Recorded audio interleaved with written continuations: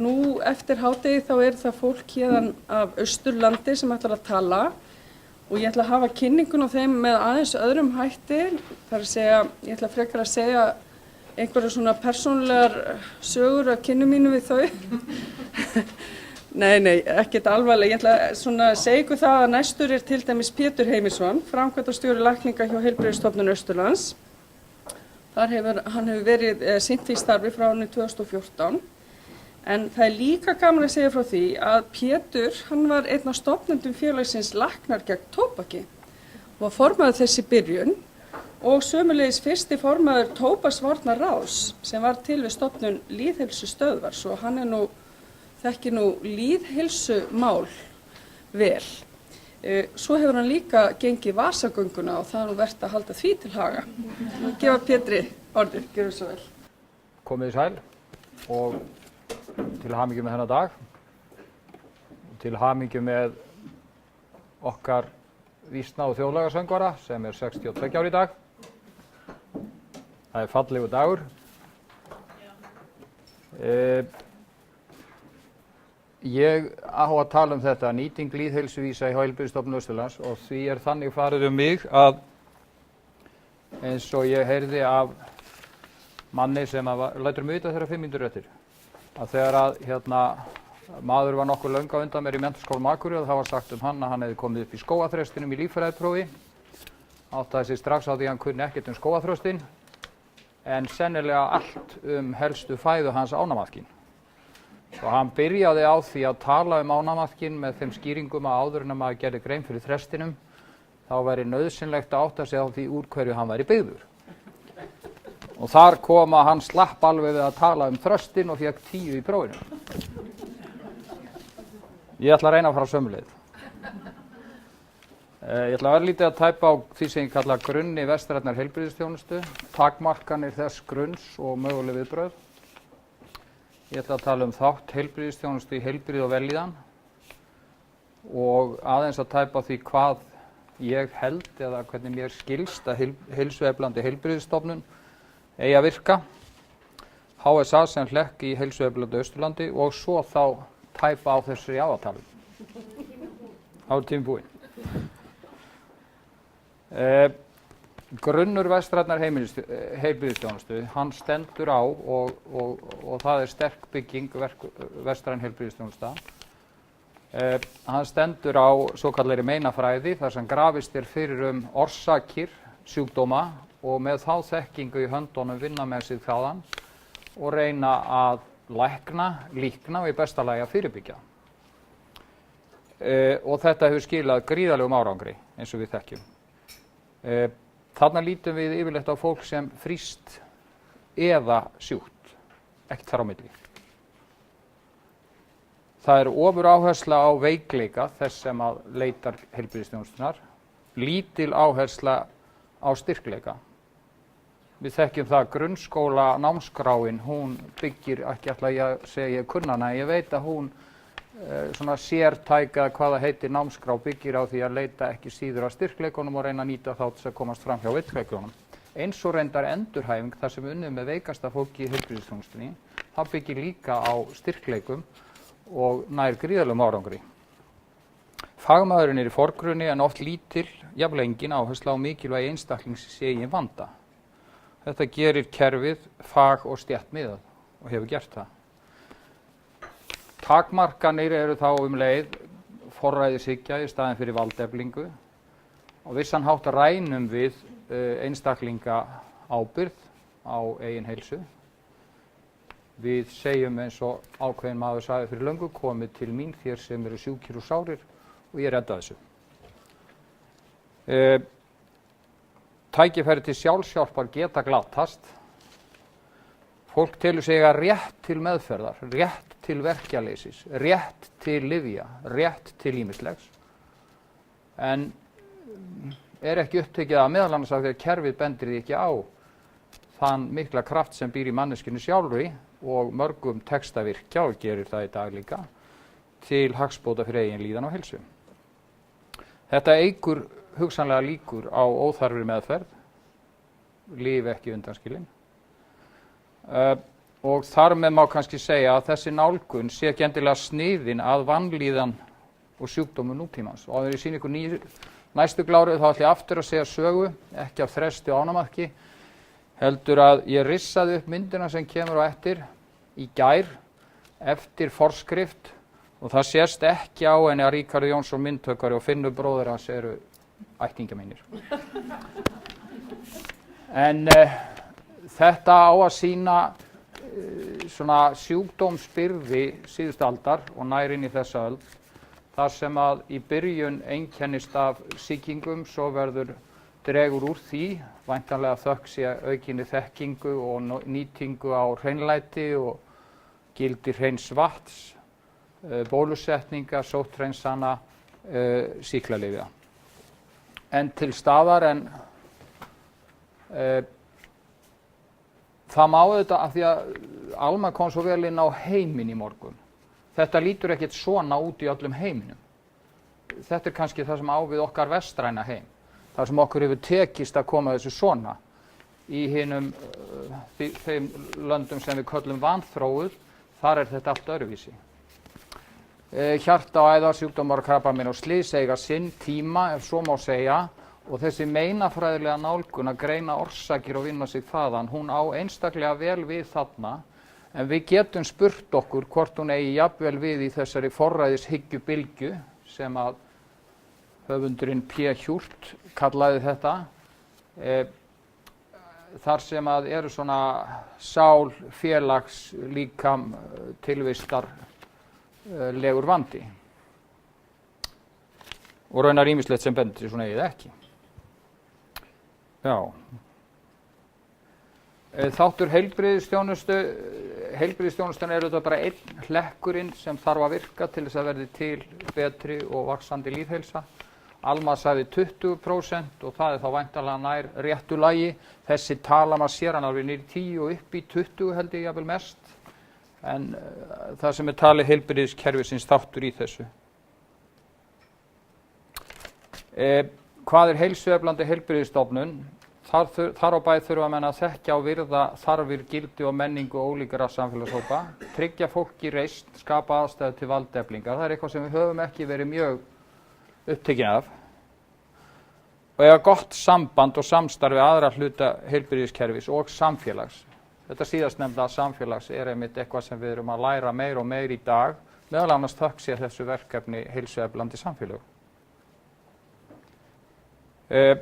Vinna heilsueflingu sjúklinga, starfsmanna, breyta stofnun í heilsueflandi vettvang sem að við gætum orðið miklu meira, minnstakosti heilsugæslan, ekki endilega hátæknisjúkrahús, þar á þessi nálgun væntanlega mestu leyti við áfram, meinafræðilega nálgunin, og ýta undir heilsueflingu í nærsamfélagi. Með þessari mynd ætlaði ég að skýra þetta, altså að HSA sem hlekk í heilsueflandi samfélagi. Og það var gaman að segja frá því að þetta ný útgáfa af gömlu logói HSA sem ekki síst unnin með aðkomu starfsmanna og svo kallast fagráðs og í aðalatriðu með logóið eins nema orðin virðing, öryggi og fagmennska og svo samvinna velferð sem ég ætla að benda ykkur sérstaklega á. Þar var gaman að segja frá því að sú tillaga kemur úr röðum starfsmanna að sem sagt samvinna velferð. Við erum ekki eyland, við erum hluti af, við erum hlekkur í og við eigum að virka þannig og samvinnan hún höfð hér til að leggja áherslu á þetta út á við, inn í nærsamfélagið og þess vegna fjærsamfélagið líka og svo framvegis. Mætti tala lengi um þetta ennþá. Ég ætlaði að hafa aðra glæru en gleymd henni. En það líka eitthvað sem að lögðu mikil áherslu á, ekki síst af framkvæmdastjórn og forstjóra. Það þetta hérna sem að allir starfsmenn fengu og fjallar samstarf og samskiptavenjur og hætti milli fagfólks, milli alls starfsfólks og af hverju skiptir það svona miklu máli? Já, það fátt sem að jafn mikið hefur áhrif á öryggi sjúklinga eins og samskipti í lagi eða minna góðu lagi. Já. Þá komið að því að segja eitthvað, hvað ég þá mikið eftir? Þetta er tími. Já, það klárast. Ég ætla þá að leyfa mér að segja hér sko varðandi þetta með HSA sem hlekk í heilsueflandi samfélagi að þá sem sagt voru stofnuð fyrir rúmu ári 3 heilsueflandi sveitarfélög á Austurlandi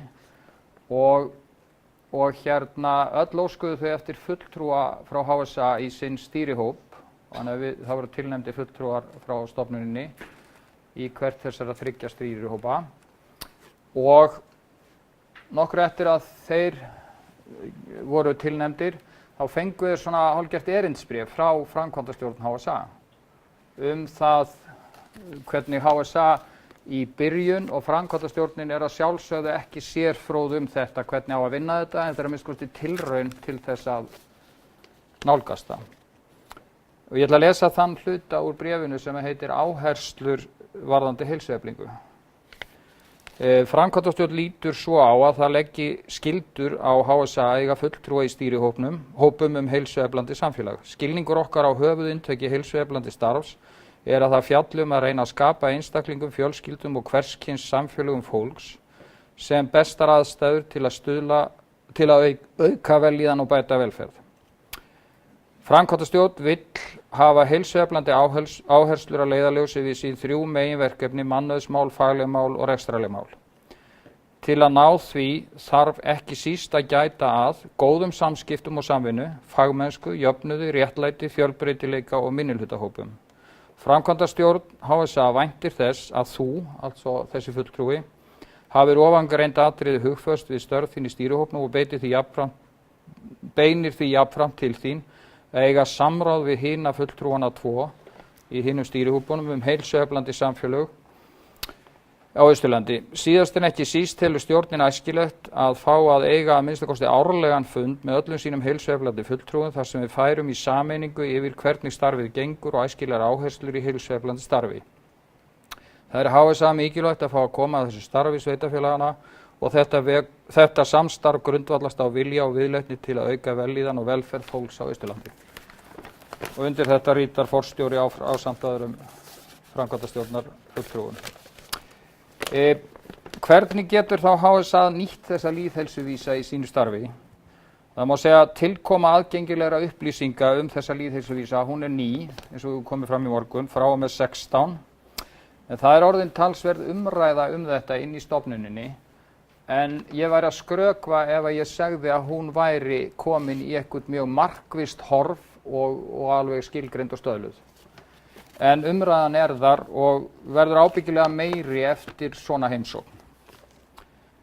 Að fá þessar upplýsingar árlega og ekki bara fyrir sitt svæði heldur líka samanburði við önnur svæði og landið í heild augljóslega mjög gagnlegt og gerir okkur öllum hlekkjunum sem búa til lýðheilsu skylt að rýna vel og ræða vandlega innan hvers hlekks fyrir sig sem og ekki síður mikilvægt að þessir hlekkir ræði sín á milli í leita áherslum og verkaskiptingu. HSA bara einn þessara hlekkja, svo eru það sveitarfélög, skólar, en það var ekki síst íslenskt skóla- og menntasamfélag sem reið á vaðið með markvissa innleiðingu heilsueflingar í stefnu sína, starf og allt skipulag. Nokkuð sem ég fékk einmitt að taka þátt í ME á sínum tíma. ME menntaskólinn á Egilsstöðum. Ekki má gleyma íþróttafélögum, fyrirtækjum og alls kyns félögum fólks og grasrótarsamtökum. Svo nefndi ég setti ég á blað dæmi, altså lægri tíðni sýklalyfjanotkunar. Þetta eitthvað sem við höfum séð á síðustu 2 árum og sjáum enn. Lægra hlutfall fullorðinna með hæstu gildi á vellíðunarskaða, þunglyndislyfjanotkun.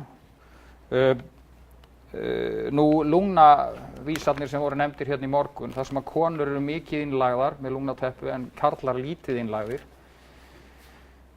Tíðni inflúensubólusetninga yfir landsmeðaltali og hlutfallslega fleiri aldraðir eru á biðlista eftir hjúkrunarrými á Austurlandi, var annaðhvort í fyrra eða hitt í fyrra. Ég held að megi gróflega skipta þessu í þrennt hvernig HSA geti leitast við að nýta þessa mikilvægu þekkingu lýðheilsuvísa eftir þess að þeir birtast. Í fyrsta lagi að nýta þekkinguna innan stofnunarinnar, svo sem með því að styrkja og ýta undir þá þætti sem með rökum geta talist líklegi til að eiga þátt í góðum niðurstöðum. Það verður þó eitthvað sem verður voðalega erfitt að vera vissum, En í samtalinu kannski getum við orðið vissari og að einhverju leyti rótargreint og orðið enn vissari. Lýðheilsuvísir sem sýnir minni sýklalyfjanotkun barna, kannski tengist þetta því að það hefur til margra ára verið mikil umræða í hópi fagfólks. Fyrst held ég að það hafi verið satt á, hafi verið mikil á Egilsstöðum, svo hefur það breiðst út. Það var þýtt efni, fræðsluefni frá Strama í Svíþjóð, fræðsluefni sem beindist að foreldrum og leikskólastarfsfólki. Því hefur að einhverju leyti markvisst, að einhverju leyti tilviljunarkennt verið boðið í skólum, leikskólum, foreldrafræðslu og mömmumorgnum, hugsanlega á þetta þátt í þessu. Sama má segja þetta að yfir 60 ára skuli nýta sér inflúensubólusetningu. Það eitthvað til þess að horfa eftir. Af hverju þetta svona? Eigum við þátt í því og hvernig getum við tryggt það í sessi? Nú sá ég áðan, sem ekki hérna á blaðinu, að við erum aftur á móti síst í tíðni bólusetninga 12 mánaða barna og það marktækur munur, en svo erum við yfir landinu ekki þó marktækt hvað varðar bólusetninga 4 ára barna. Við vorum að ræða þetta hérna einhvern tíðan áðan að þetta skrítið. Manni finnst að ef annað rétt þá sé svolítið skrítið að hitt sé svona, þannig að þetta enn og aftur eitthvað og það verður örugglega þannig. Og við mögum ekki dæma þetta af hugsanlega einhverju sem þarf að endurskoða og rýna betur og allt það. Þetta hins vegar áreiðanlega frábært tæki. En þetta þurfum við að skoða á heimavelli. Þetta með andlegu líðunina, það á þátt í ásamt fleiru að HSA ákvað að ráða 2 en ekki 1,5 sálfræðing til starfa eins og við höfðum leyfi til og hefur raunar tekið ákvörðun að ráða hálfan sálfræðingi viðbót með stefnuna á að þeir verði 3 áramót. Og þá vil ég taka fram, þetta ekki hugsað til þess að það sé bara í stöðugri meðferði á námskeiðum eða eitthvað. Þetta líka hugsað til þess að styrkja aðra starfsmenn, hvort sem það eru hjúkrunarfræðingar, læknar, sjúkraþjálfarar, iðjuþjálfarar, hvað það styrkja handleiða leiðbeina þessum aðilum til þess að halda áfram að veita geðheilbrigðisþjónustu og þá væntanlega betri heldur en hingað til. Því það verður ekki þannig að við leysum þetta með sálfræðingum eða geðlæknum eða einhverju öðru patenti.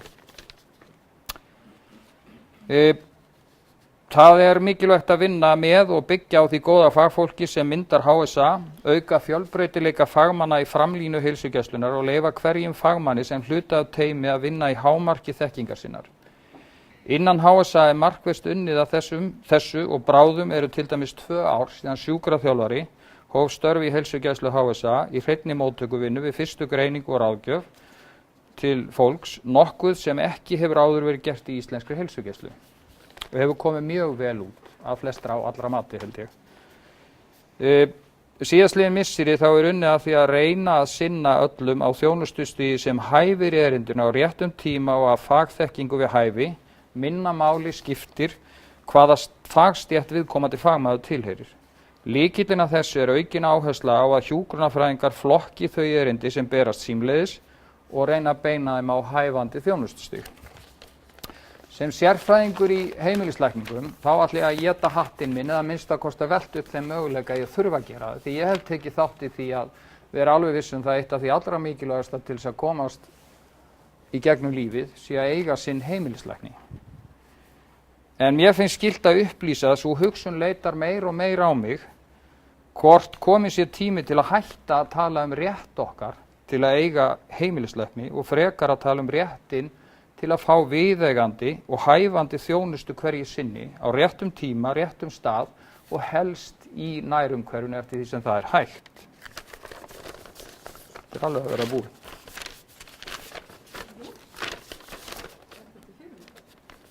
Ég ekki búinn. Nú, þú ekki búinn, já. Þú 1 mínútu og 40 sekúndur. Já, það nægir. Ef ég finn blaðið þessi.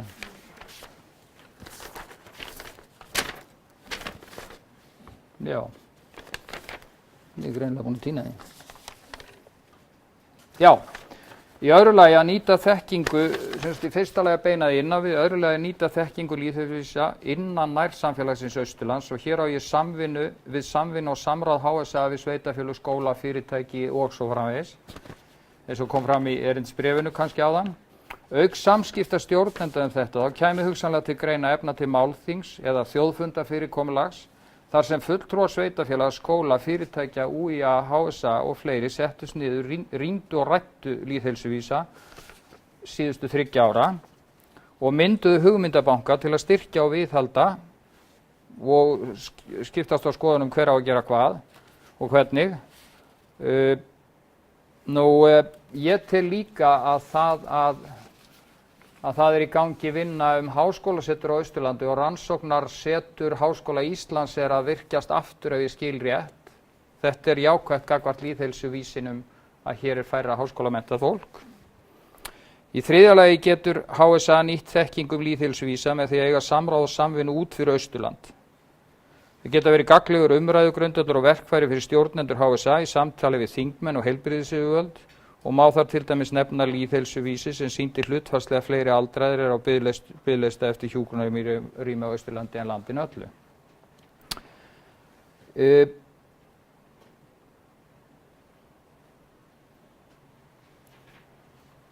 Þetta virðist verið í lagi með tímann. Já, þú sleppur þetta. Já. Ég ætla að leyfa mér að lokum að nefna dæmi undir þessum hætti hvernig hugsanlega við þurfum að beita okkur út fyrir þægindaraman og nærsamfélagið. Sem framkvæmdastjóri lækninga þá ber ég ábyrgð á verklegu námi læknanema og verðandi lækna kandídata og á því að láta mig það varða og hef svo sem reynt að gera það.